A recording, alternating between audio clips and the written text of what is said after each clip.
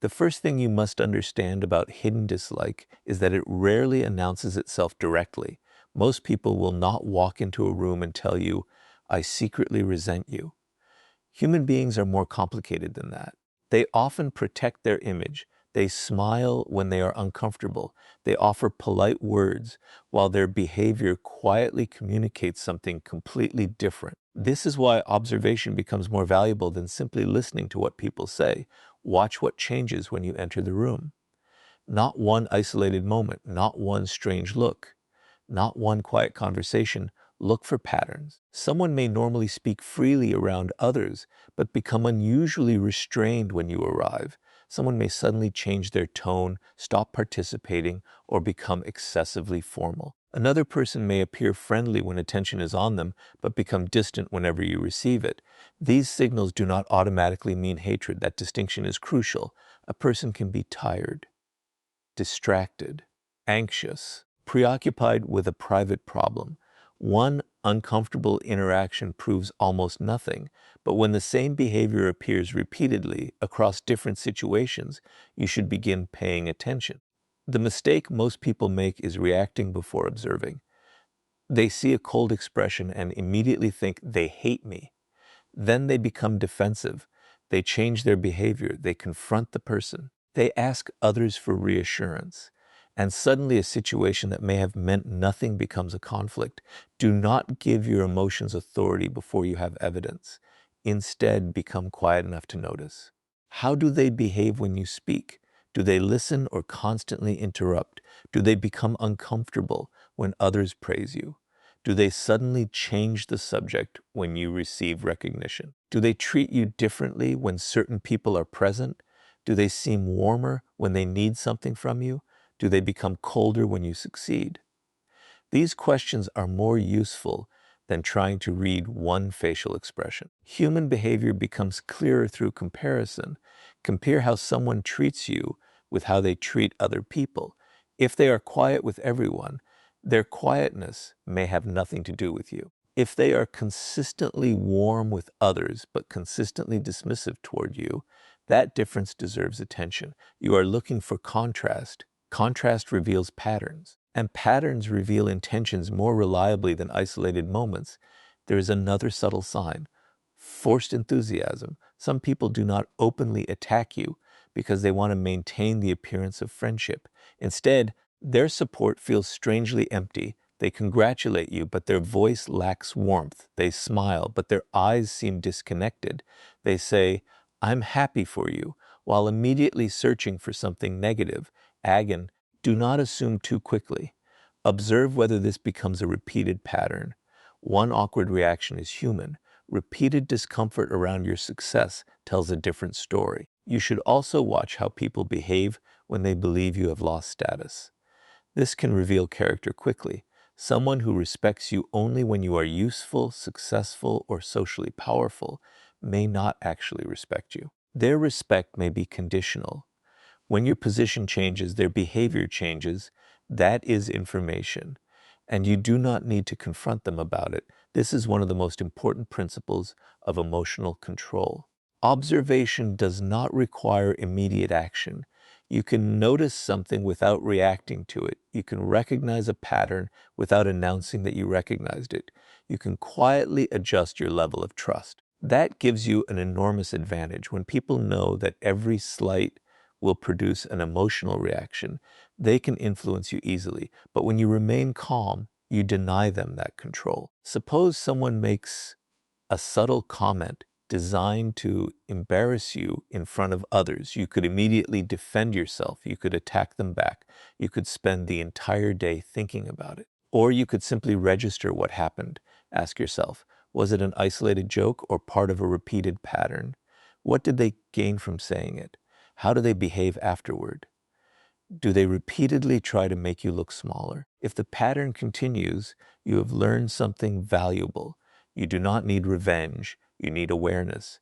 There is tremendous power in realizing that you do not have to respond to every hidden emotion someone carries toward you. People will judge you.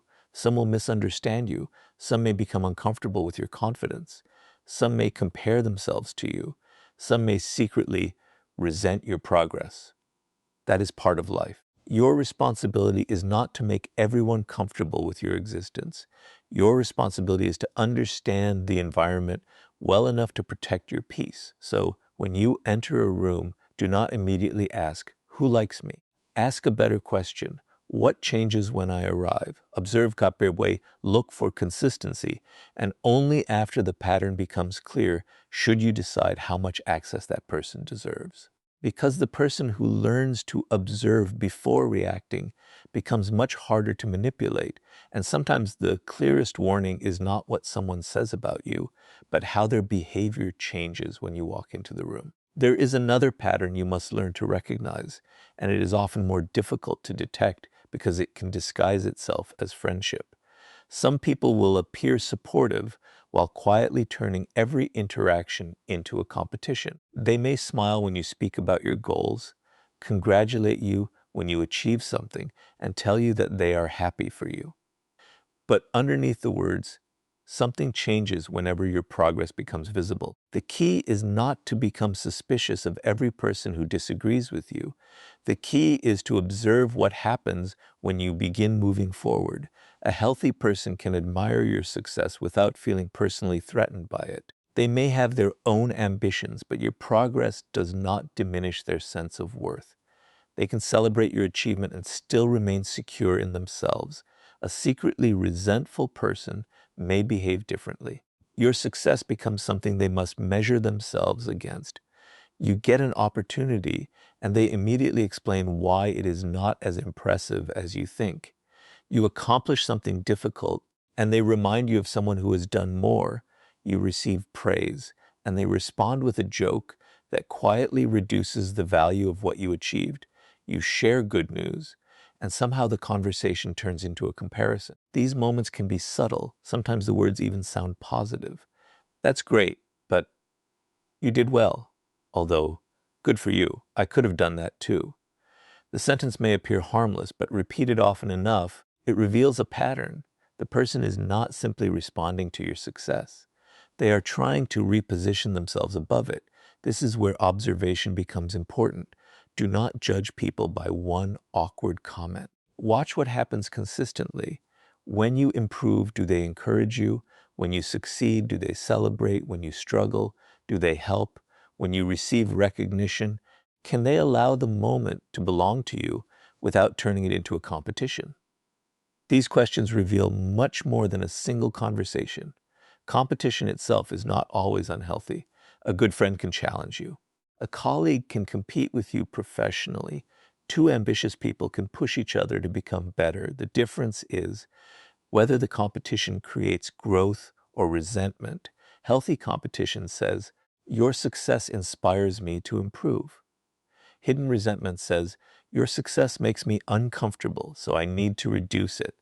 That distinction matters. You may notice it in conversations. You mention a new project, and they immediately tell you why it will probably fail. You talk about a personal improvement, and they remind you of an old mistake. You receive recognition, and they suddenly bring up something embarrassing from your past. They may not even realize they are doing it. Sometimes envy operates beneath conscious awareness. A person can genuinely care about you and still struggle emotionally with your progress. Human beings are complicated. That is why you should not rush to label someone as an enemy. Instead, understand the behavior. If someone occasionally struggles to express excitement, give them room. If someone repeatedly minimizes your achievements, undermines your confidence, and turns your progress into a competition, reduce the amount of personal information you give them. You do not need to announce that you have discovered their envy.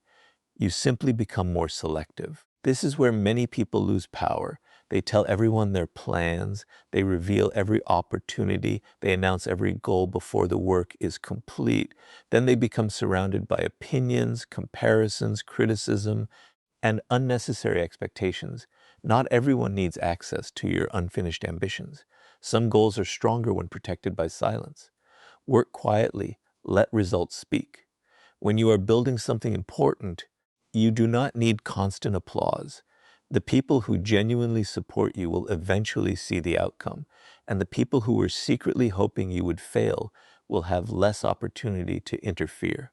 There is also a powerful psychological lesson here. Do not make your success a weapon against people who envy you. You do not need to display your achievements just to prove that you are winning. That keeps you trapped in the same competitive mindset. If someone is secretly competing with you, the strongest response is not to compete harder. It is to stop playing the game. Let them compare. You focus on your path. Let them count your achievements. You focus on your next goal. Let them talk. You keep building. The moment your confidence no longer depends on being above someone else, their envy loses its ability to control your emotions. And that is the real victory. You do not need everyone around you to celebrate your success. You need to know who genuinely wants to see you grow, who merely tolerates your growth, and who repeatedly tries to make you feel smaller because your progress reminds them of what they have not yet achieved. Observe the pattern, protect your energy, and never allow someone else's insecurity to become the ceiling over your ambition. Not every criticism is hatred, and not every person who disagrees with you is secretly against you. This distinction is essential because the moment you begin interpreting every negative comment as an attack, you stop seeing people clearly. You become defensive. You begin protecting your ego instead of examining reality. And ironically, that can make you easier to manipulate. Real concern and disguised disrespect can sometimes sound remarkably similar. Someone says, "I don't think this decision is good for you." That could come from genuine care. But another person might say the same words with a completely different intention. They may repeatedly question your intelligence, embarrass you in front of others, discourage your ambitions, or make you doubt yourself while pretending they are simply being honest. The words alone are not enough. You must study the pattern behind them. Ask yourself what happens after their criticism. Do you feel challenged to improve, or do you consistently feel diminished? Do they point out a problem and offer useful perspective, or do they simply leave you feeling incapable? Do they correct you privately because they respect your dignity, or do they expose your mistakes publicly because they want others to see you as weak? These differences matter. A person who genuinely cares about you may tell you an uncomfortable truth because they want to protect you from a mistake. They may disagree with your decision.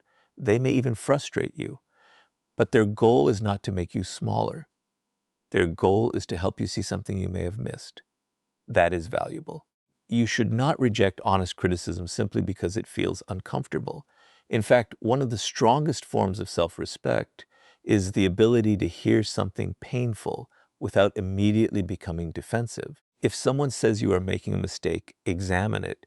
If they point out a weakness, consider whether it is real. If their argument contains truth, take the lesson. You do not become weaker by accepting useful criticism. You become weaker when your ego becomes so fragile that nobody is allowed to tell you the truth.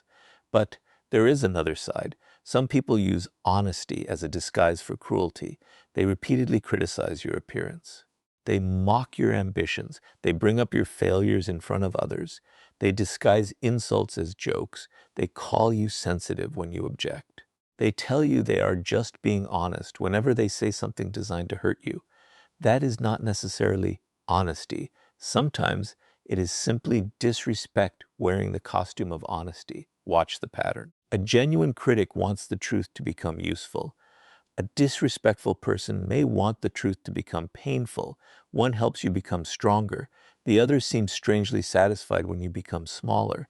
This is why context matters. Imagine you make a mistake at work. A genuine friend might tell you privately, "You handled that badly. Here's what I think you could do differently next time." That may sting, but it contains value. A resentful person might wait until everyone is present and say, "You always mess things up. I don't know why anyone trusts you." The surface message may be about the same mistake. The intention is completely different. One corrects behavior, the other attacks identity. Learn to recognize that difference. Another warning sign is selective criticism. Some people seem to notice every flaw, but rarely acknowledge anything you do well. When you succeed, they stay silent. When you fail, they suddenly become experts. When you improve, they search for another weakness. When you struggle, they seem unusually interested.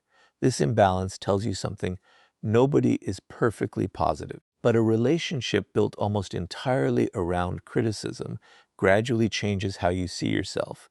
You begin second-guessing every decision. You become afraid to share ideas. You stop celebrating progress. You start seeking permission before taking action. That is the hidden danger. A person's influence over you can become more damaging than their direct hostility. So, protect your mind. Do not automatically accept every criticism, but do not automatically reject it either. Filter it. Ask, is this specific? Is it supported by evidence? Does this person have experience in the area they are criticizing? Have they demonstrated genuine concern for me? Do their actions match their words? And most importantly, does their feedback help me see reality more clearly? If the answer is yes, listen. If the answer is consistently no, create distance. You do not need to argue with every disrespectful person. You do not need to prove that they secretly dislike you. You do not even need to know exactly what they feel.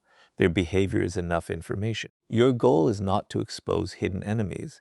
Your goal is to protect your judgment, because once you learn to separate genuine concern from disguised disrespect, you stop becoming emotionally controlled by every opinion around you, and you become much harder to weaken with words disguised as advice. One of the clearest ways to understand what someone truly feels about you is to watch their reaction when something good happens to you.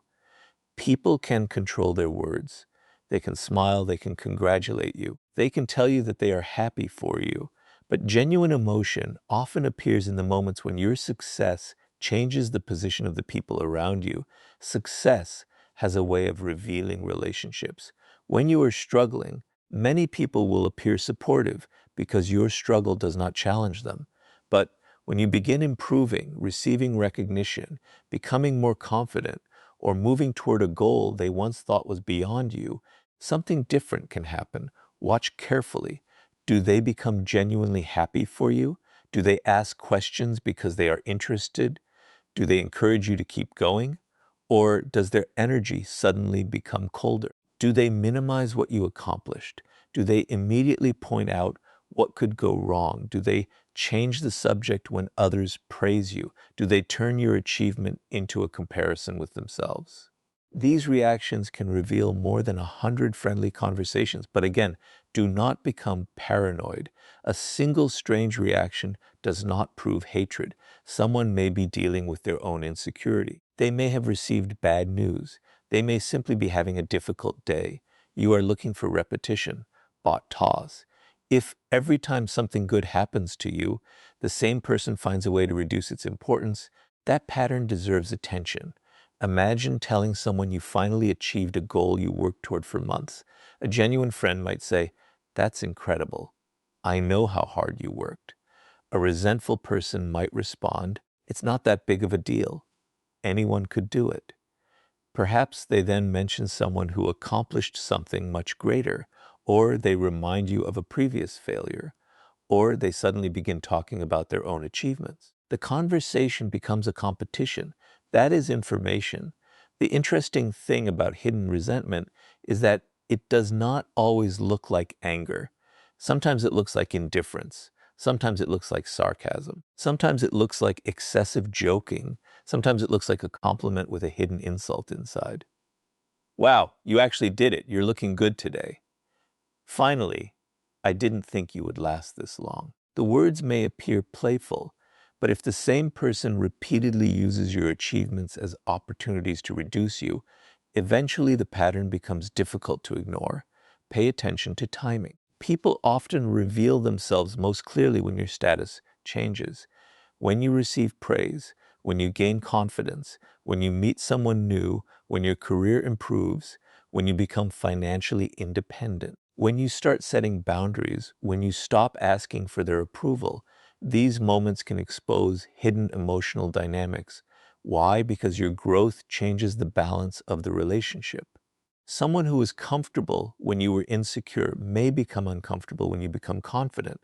Someone who enjoyed advising you may become frustrated when you start making your own decisions. Someone who felt superior when you were struggling may feel threatened when you begin succeeding. Your growth can reveal what their friendship was actually built upon. And this is why you should never shrink yourself to make another person comfortable. If your success makes someone uncomfortable, that is their emotional problem to solve. You do not need to apologize for improving. You do not need to hide your accomplishments. You do not need to pretend to be less capable so someone else can feel superior.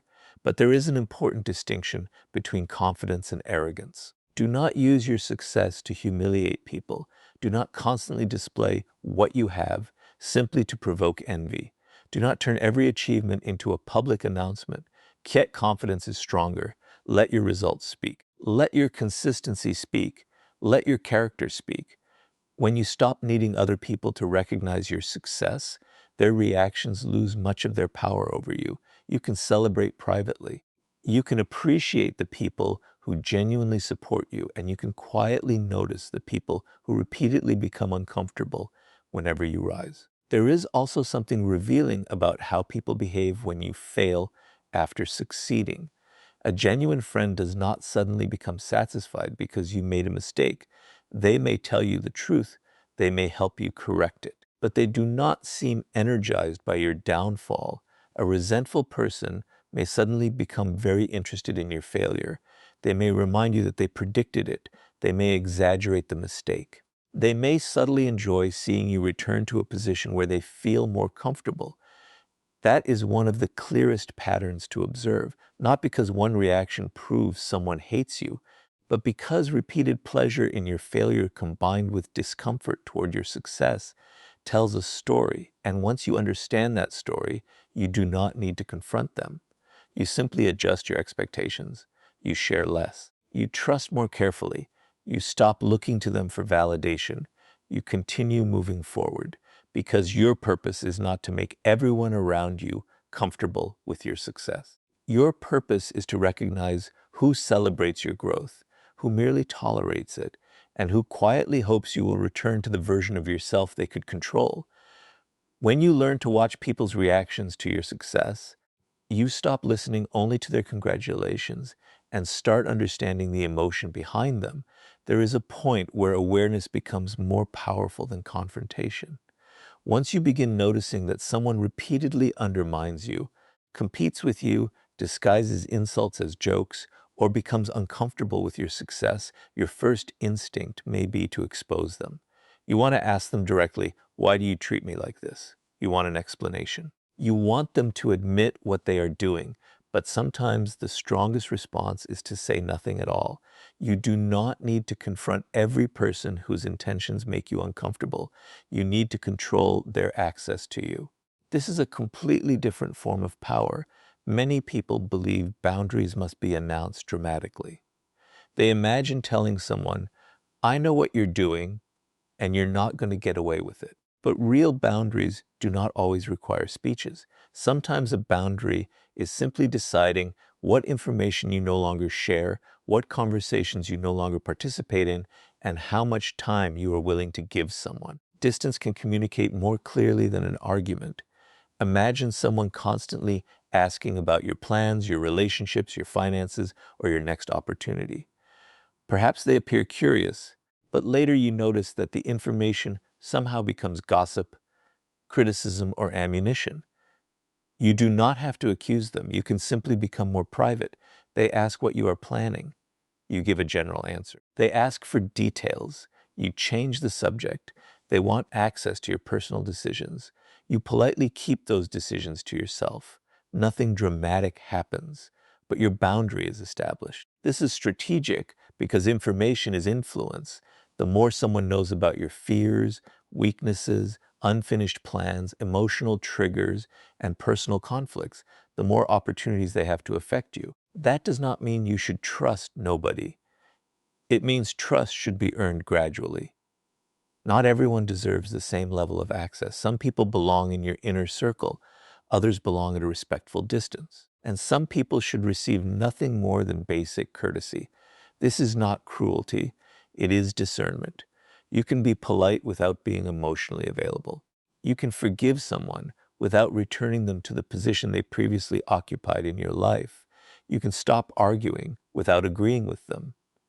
You can walk away without announcing that you are walking away. This is especially important when dealing with people who seem to feed on emotional reactions. If someone repeatedly provokes you and you respond with anger every time, they learn something valuable. They know exactly which buttons to press. Your anger becomes predictable. Your frustration becomes predictable. Your explanations become predictable. And once your reactions become predictable, your behavior becomes easier to control. The answer is not to become emotionless. The answer is to become less reactive. Pause, breathe, observe. Ask yourself whether responding will actually improve the situation. Sometimes silence protects more than an explanation ever could. You do not need to defend yourself against every accusation. You do not need to correct every misunderstanding. You do not need to prove that you are a good person to someone committed to seeing you negatively. Let people misunderstand you if correcting them would only create another argument. There is enormous freedom in realizing that not every opinion deserves a response, but distance should not become punishment. Do not withdraw simply to make someone suffer. Do not ignore people as a tactic to make them chase you. Do not create artificial silence to gain control. That is still emotional dependence. Healthy distance is different. It comes from clarity. You recognize that certain interactions consistently damage your peace. So you reduce your exposure. You are not trying to hurt them. You are protecting yourself. And sometimes reducing access changes the relationship completely. A person who once expected constant explanations now receives very little information. A person who once depended on your emotional reactions discovers that you no longer react. A person who once had unlimited access to your time realizes that your attention now has boundaries. This is where your power returns, not because you defeated them, because you stopped allowing them to define your emotional state. You also begin noticing something else. When you stop reacting, some people will test the boundary. They may become more provocative. They may ask why you have changed. They may accuse you of being arrogant. They may tell others that you have become distant. Do not automatically rush back to your old behavior simply because someone is uncomfortable with your boundary. If the boundary is reasonable, maintain it calmly. You do not need hostility. You need consistency. That is the difference between a temporary reaction and genuine self-respect. Your goal is not to identify every person who secretly hates you. Your goal is to become difficult to manipulate, difficult to provoke, and difficult to pull away from your purpose. You cannot control what people secretly feel. You can control how much access those feelings have to your life. So when you recognize a repeated pattern of disrespect, envy, or hidden hostility, do not waste your energy trying to expose the person. Step back, share less, detract less, protect your peace, and keep moving forward. Because sometimes the most powerful response to someone who wants access to your emotions is simply to stop giving them the access they were never entitled to have. There is a final lesson that separates awareness from paranoia. You must learn to trust patterns without becoming obsessed with hidden enemies. Once you begin studying human behavior, it can be tempting to see every cold expression, delayed message, disagreement, or awkward interaction as evidence that someone secretly hates you. That is not strength. That is fear disguised as awareness. Your goal is not to become suspicious of everyone. Your goal is to become observant enough that you no longer need to be suspicious. There is a difference. Suspicion asks, what are they secretly planning against me? Discernment asks, what does their repeated behavior tell me? That distinction protects your mind. You should never build a conclusion from one moment. People have emotions. People have bad days. People become distracted. They misunderstand. They sometimes behave poorly without having a deep intention behind it. So give people room, but also give yourself permission to notice patterns. If someone repeatedly undermines you, repeatedly celebrates your failures, repeatedly minimizes your achievements, repeatedly exposes private information, and repeatedly makes you feel smaller, you do not need to keep searching for excuses. Their behavior is information. You do not have to prove that they hate you. You only need to recognize that the relationship may not be healthy for you. This is one of the most important forms of emotional maturity. You stop needing perfect certainty before protecting yourself. You may never know exactly what someone thinks about you. You may never know whether their behavior comes from envy, insecurity, resentment, competition, or something else. And honestly, you do not always need to know. Focus on what you can observe, focus on what you can control, focus on the effect their behavior has on your life. If being around someone consistently leaves you anxious, defensive, insecure, or exhausted, pay attention. If you repeatedly feel that you must prove yourself around them, pay attention. If you cannot share good news without expecting criticism, pay attention. If you constantly censor yourself because you fear their reaction, pay attention. These experiences matter. But there is another side to this lesson. Do not allow someone else's behavior to turn you into the same kind of person. If someone is jealous, do not become jealous. If someone gossips, do not become a gossip. If someone tries to provoke you, do not become obsessed with revenge. If someone secretly dislikes you, you do not need to secretly hate them back. This is where emotional control becomes powerful. You can recognize hostility without becoming hostile. You can protect yourself without becoming cruel. You can create distance without becoming bitter. You can stop trusting someone without spending your life trying to punish them. That is freedom. Your attention is one of the most valuable resources you possess. Do not waste it constantly wondering who is talking about you, who is jealous of you, or who secretly wants you to fail.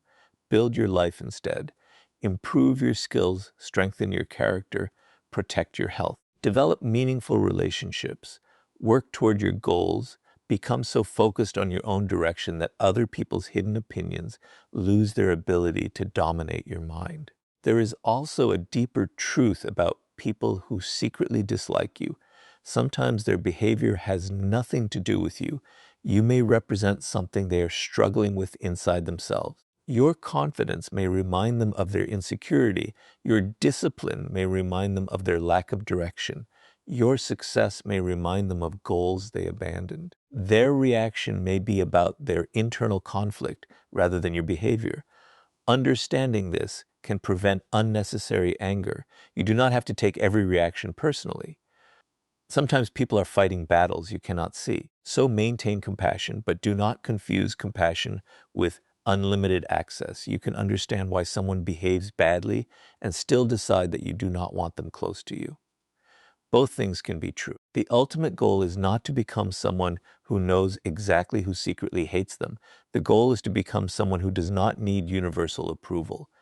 When you no longer need everyone to like you, hidden dislike loses its power. Someone can misunderstand you, you remain calm. Someone can criticize you, you examine whether the criticism contains truth. Someone can become jealous, you continue working. Someone can walk away, you continue living. That is emotional independence. You become difficult to control because your sense of worth no longer depends on the reactions of people around you. So observe carefully, but do not become paranoid. Trust patterns, not assumptions. Protect your boundaries, but do not build walls around your entire life. Listen to criticism, but filter it. Celebrate your success without using it to provoke others. And when someone repeatedly shows you that they do not respect your presence, believe their behavior, and quietly adjust their place in your life, you do not need revenge. You do not need exposure. You do not need everyone to understand you. You simply need enough self-respect to protect your peace and enough emotional control to keep moving forward. Because once you stop needing to know who secretly hates you, you become free to focus on something far more important, becoming the person you were capable of becoming all along.